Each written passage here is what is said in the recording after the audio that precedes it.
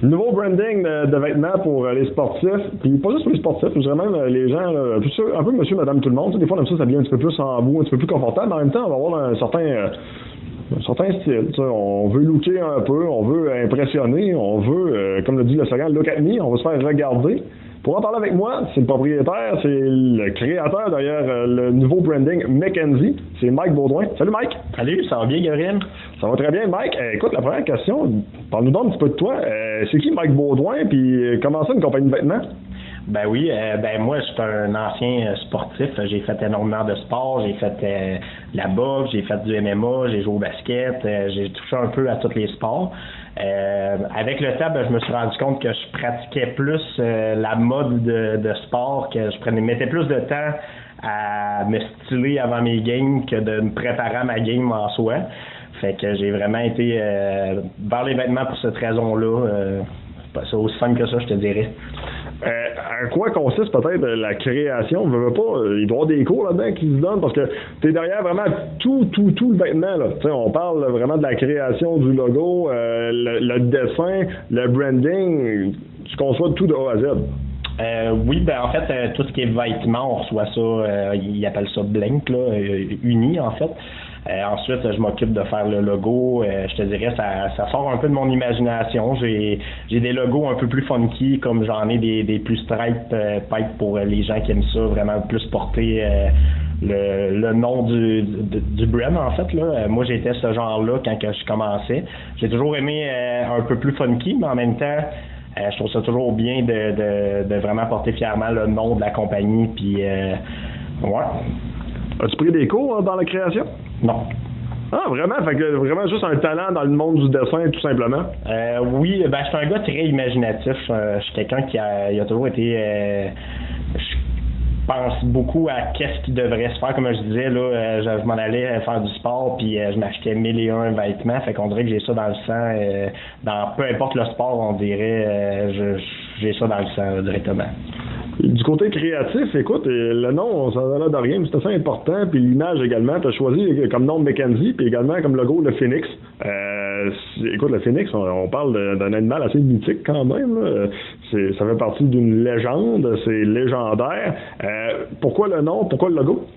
Le nom, je suis plate un peu. Je te dirais qu'on recule de là quand même assez loin. D'une couple d'années, je travaillais dans le temps, je venais de lâcher l'école, j'étais dans une usine, puis je réfléchissais. Puis je regardais les grandes marques comme Adidas, je regardais des marques des fois ils veulent pas nécessairement dire grand-chose, puis je me suis simplement inventé un nom, puis plus tard j'ai appris qu'il y a des noms sur lesquels que je me basais, ça voulait dire de quoi, mais j'étais juste pas en anglais. Fait que j'ai vraiment choisi un nom un peu au hasard, puis les gens ont aimé tout de suite, l'ont adopté, fait que j'ai juste jamais changé mon nom. Le phénix, par contre, lui, c'est vraiment parce que moi, je suis une personne, comme j'ai dit au début, j'ai fait plusieurs sports, je suis un rêveur aussi depuis tout petit, puis j'ai des grandes visions, je me fais souvent dire que je vois très loin puis de slacker. Puis je me suis planté à la face assez régulièrement de fois, autant que j'ai eu plein de succès. Donc, c'est un peu à l'image de moi-même, en fait, le phénix, c'est vraiment... je renais de mes cendres, puis je repars en neuf, puis je m'en vais à accomplir de quoi de grand, tout simplement. On dit que tu vises les sportifs, puis tu sais, tantôt je le mentionnais, et oui, on vise les sportifs, mais d'un autre côté, bon, écoute, monsieur, madame, tout le monde qui veut porter un jogging, on va le dire comme ça, mais de façon un petit peu plus classe, tu sais, pas un vieux pantalon gris, l'ordinaire, que tu ramasses chez Walmart, là, en spécial, non, de quoi qui... Ça sort de l'ordinaire. Là. Tu veux looker, mais en même temps, tu veux rester confortable. Tu veux les sportifs. Pourquoi les sportifs? Évidemment, écoute, c'est sûr, c'est relatif. Tu viens de ce milieu-là, tu as toujours apprécié ça, mais pourquoi cette gang-là plus particulièrement? Je dirais que, comme tu dis, j'y comprends bien.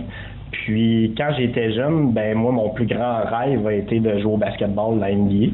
Puis, manque de ressources, manque de tout simplement juste d'y croire. En fait, on se fait juste dire constamment qu'on peut pas puis qu'on réussira pas. Fait que faut croire en nos rêves. Puis j'ai remarqué que tu vas dans d'autres pays, aux États-Unis, tu vas avoir des New Balance, des Nike, des Under Armour. Tu t'en vas ailleurs complètement. Tu vas avoir Puma, Adidas qui apparaît. Au Canada, on a qui? On a personne, on dirait. On dirait qu'on n'a pas de modèle. Donc, ce que je voulais faire, c'est que vu que j'ai pas réussi dans les sports, parce que je me concentrais plus à la mode que la technique. Ce qui n'a pas empêché que j'ai été un bon sportif pour autant, mais ça s'est arrêté là. J'ai pas pu être de haut niveau. Ce que je veux, c'est mettre de l'avant les sportifs canadiens pour montrer qu'au Canada, on est capable nous aussi. Ça n'empêche pas que mon brand va avoir quand même des Américains au travers et même de n'importe quelle autre nationalité, mais c'est vraiment en but de mettre de l'avant nos Québécois pour que justement on les mette un peu sous la lumière.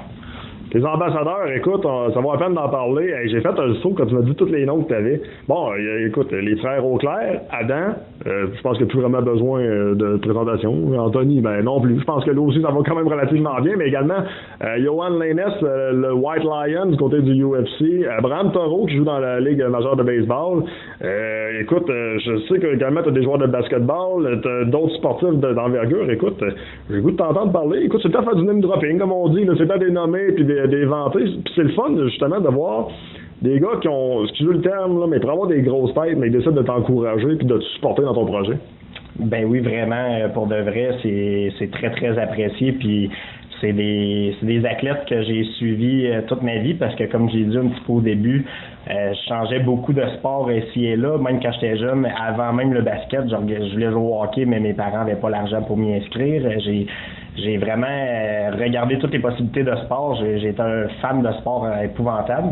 Puis c'est sûr que moi aussi, quand on a des gars comme ça, Bram Toro, c'est juste Zachary Bolduc qui vient de gagner la Memorial Cup avec au hockey avec les Remparts de Québec. C'est sûr que c'est flatteur de voir qu'il porte mon linge puis qu'il aime ça.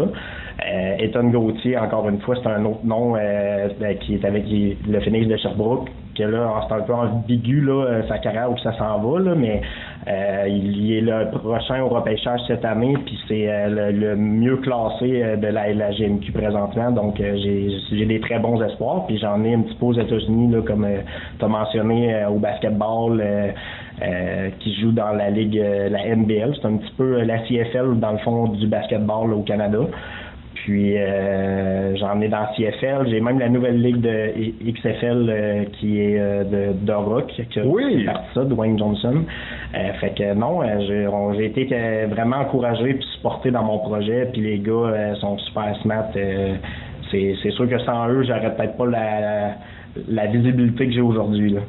Puis, tu sais, tantôt, on a glissé un mot sur les frères Auclair. Écoute, moi, j'étais certain que c'était tes chums de gars. Je me suis dit, écoute, tu sais, les chums, ils l'encouragent là-dedans. Pis tout. Zéro plus une barre, puis t'es devenu leur fabricant officiel pour leur camp. C'est malade, ça. Oui, exact. Dans le fond, j'avais des amis un petit peu en commun ici et là. Je me rappelle même, j'avais déjà voulu une autographe d'Anthony Auclair parce que j'avais entendu dire que mon chum de gars le connaissait. Puis finalement, ça n'en est jamais venu, mais j'ai commencé par lui demander d'être un ambassadeur de mon brand. Puis à un moment donné, il m'a dit hey, j'ai un projet, on va se reparler de ça plus tard. Puis quand que son camp est commencé, il a ouvert son premier camp à Québec avec l'Université Laval. Puis il m'a demandé de faire le vêtement. On a brandé notre logo en arrière de chaque vêtement. J'ai tenu une table aussi à son événement pour vendre du linge. Donc, c'était vraiment une belle relation là, que j'ai avec les deux boys. Là, sont super smart aussi. Là, c'est des personnes très humbles. Puis c'est vraiment le fun de voir aller ce monde-là réussir. Là. Une autre belle réussite, je pense. Tu sais, oui, on parle de vêtements pour hommes, pour femmes. Bon, écoute, même les enfants, je pense qu'ils sont capables de se trouver quelque chose facilement là-dedans. Puis, tu sais, quand je dis enfant, là, je parle pas d'un enfant de 4 ans, mais évidemment un petit peu plus vieux. Là. Mais tu as également aussi une belle relation avec les équipements de sportifs. On peut parler d'un chandail de baseball, on peut parler pour des équipes. Là. Tu sais, une équipe, mettons une école, je sais pas, t'appelles, dis hey, Mike, on aimerait ça peut-être avoir nos vêtements, avoir nos logos, avoir de quoi de différent. Ben écoute, tu fais ça également, là, autant pour le baseball, ça peut être le football, ça peut être le hockey. Oui, exact. Je fais des uniformes pour presque tous les sports, en tout cas. J'ai déjà des contrats qui sont entamés avec des écoles assez connues, mais présentement, c'est comme... je sais pas encore si j'ai le droit d'en parler, donc j'aime mieux ne pas en parler, mais oui, effectivement, je me suis lancé dans les uniformes. C'était vraiment mon but de pouvoir aller tasser, justement, pas tasser en fait, juste faire ma marque au Canada, comme on mentionnait plus tôt. Puis, fallait que je me démarque des autres brands qui en font pas. Donc, je me suis mis à penser qu'il n'y a pas grand brand ici au Canada qui fait des uniformes. Fait que je me suis dit, parce que souvent on va voir des manufacturiers, mais on voit pas nécessairement un brand derrière le manufacturier. Fait que c'est pour ça que j'ai eu l'idée de mixer les deux ensemble pour renforcer l'identité de mon brand. Écoute, t'as des idées de grandeur, puis ça n'arrête pas de grossir. Écoute, c'est pas vieux encore ta compagnie, puis ça n'arrête pas de grossir, de grandir. Tu t'en vas où avec ça? Le but ultime, il est rendu où? Oui, ben dans le fond, ça fait environ, ça fait à peine un an en fait que j'ai commencé le 23 avril pour être plus précis.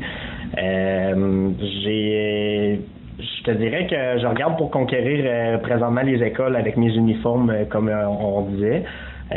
Vendre de plus en plus de linge, prendre l'expansion certainement au Québec et plus tard le Canada, mais c'est sûr que c'est vraiment d'expansionner ça.